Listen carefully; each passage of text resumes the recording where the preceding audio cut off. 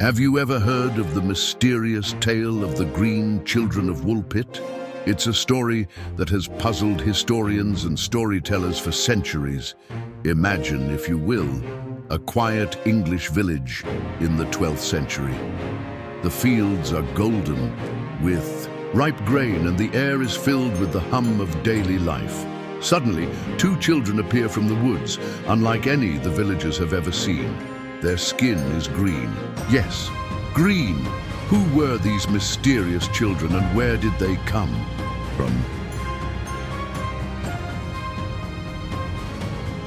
This strange event took place in Woolpit, a small village in Suffolk, England, during the reign of King Stephen, or possibly Henry II. According to the accounts of two chroniclers, Ralph of Coggeshall and William of Newburgh, the villagers discovered the children near one of the wolf pits that gave the village its name. They were dressed in unfamiliar clothing and spoke an unknown language, but most astonishing of all was their green skin.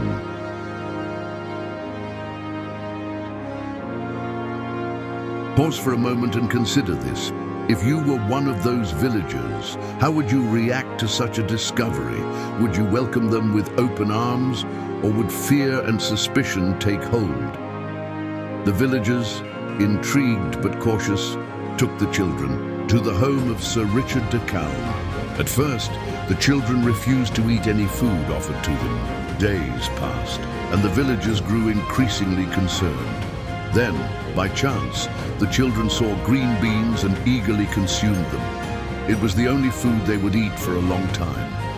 Gradually, they adapted to other foods, and as they did, their green color began to fade. But what caused their skin to be green in the first place? The mystery deepened when the children learned to speak English.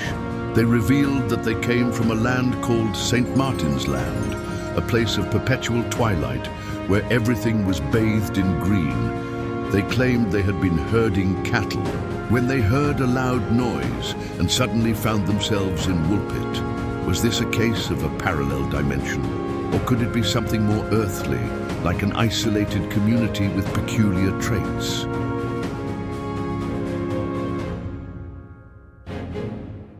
Now let's take a step back.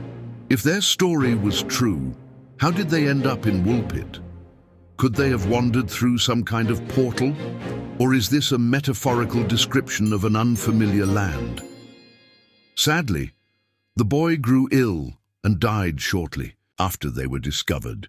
The girl, however, survived and adapted to her new life. She was baptized and reportedly worked as a servant in Sir Richard's household. Some accounts suggest she eventually married, but she never wavered in her story about St. Martin's Land. Was she recounting a memory, or was it all a fabrication to explain her unusual origins?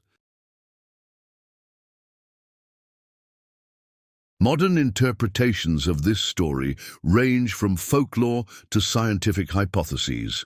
Some suggest the children could have been Flemish immigrants who were orphaned and hiding in the woods.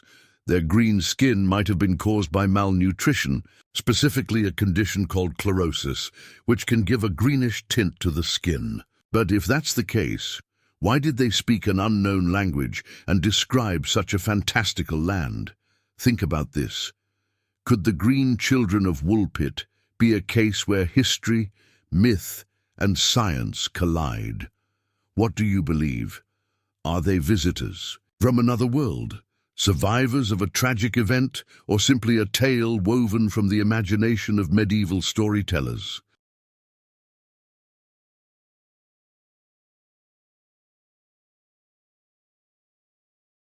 The tale of the Green Children of Woolpit continues to fascinate and baffle.